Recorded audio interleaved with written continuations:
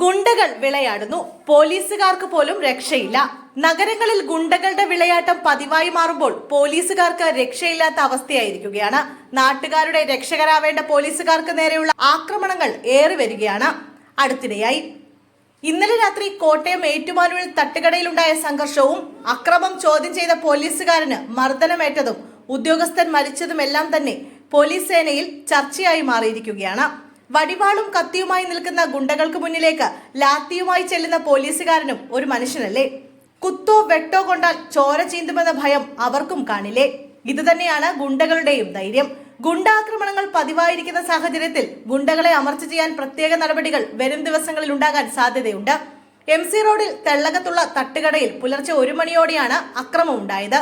നിരവധി ക്രിമിനൽ കേസുകളിൽ പ്രതിയായ ജിബിൻ ജോർജ് തട്ടുകടയിലെത്തി കടയുടമയുമായി തർക്കമുണ്ടായി. അകാരണമായി തട്ടുകട ഉടമയെ പ്രതി ആക്രമിക്കാൻ ശ്രമിച്ചു. ഇതിനിടയിലാണ് കോട്ടയത്ത് നിന്ന് ഡ്യൂട്ടി കഴിഞ്ഞ് വീട്ടിലേക്ക് പോവുകയായിരുന്ന കോട്ടയം വെസ്റ്റ് പോലീസ് സ്റ്റേഷനിലെ ഡ്രൈവറായ CPO ശ്യാം പ്രസാദ് കടയിൽ കയറിയത്. പോലീസുകാരനെ മുൻപരിചയമുള്ള കടയുടമ പ്രതി അക്രമമുണ്ടാക്കിയ വിവരം പറഞ്ഞു. ഇതിനെ തുടർന്ന് അക്രമം തുടർന്നാൽ പോലീസ് കസ്റ്റഡിയിലെടുക്കുമെന്ന് ശ്യാം പ്രസാദ് പ്രതിയോട് പറഞ്ഞു. ഇയാൾ കടയുടമയെ ആക്രമിക്കാൻ ശ്രമിക്കുന്ന ദൃശ്യങ്ങൾ മൊബൈൽ ഫോണിൽ പകർത്തുകയും ചെയ്തു. ഇതിൽ പ്രകോപിതനായ പ്രതി ജിബിൻ ജോർജ് ശ്യാം പ്രസാദിനെ മർദ്ദിക്കുകയായിരുന്നു. ശ്യാം പ്രസാദിനെ തള്ളി താഴെയിട്ട ശേഷം പ്രതി ഇയാളുടെ നെഞ്ചത്ത് ചവിട്ടി. രാത്രികാല പെട്രോളിംഗിനെത്തിയ പോലീസ് സംഘമാണ് പ്രതിയെ കസ്റ്റഡിയിലെടുത്തത്. ഇതിനിടെ ശ്യാം പ്രസാദ് ജീപ്പിനുള്ളിൽ കുഴഞ്ഞു വീണു.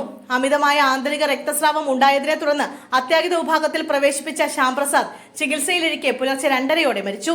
പോലീസുകാരന്റെ മരണകാരണം നെഞ്ചിലേറ്റ ഗുരുതര പരിക്ക് മൂലമാണെന്നാണ് പ്രാഥമിക പോസ്റ്റ്മോർട്ടം റിപ്പോർട്ടിൽ പറയുന്നത്. വാരിയെല്ലുകൾ ഒടിഞ്ഞു, ശ്വാസകോശത്തിൽ ക്ഷതവും ആന്തരിക രക്തസ്രാവവും ഉണ്ടായതായും റിപ്പോർട്ടിൽ പറയുന്നു. ജിബിൻ ജോർജ് കോട്ടയത്തെ വിവിധ സ്റ്റേഷനുകളിലായി 7 ക്രിമിനൽ കേസുകളിൽ പ്രതിയാണ്. ഗാന്ധിനഗർ പോലീസ് സ്റ്റേഷനിലെ സാമൂഹ്യ വിരുദ്ധരുടെ പട്ടികയിലും ജിബിൻ ജോർജ് ഉണ്ട്.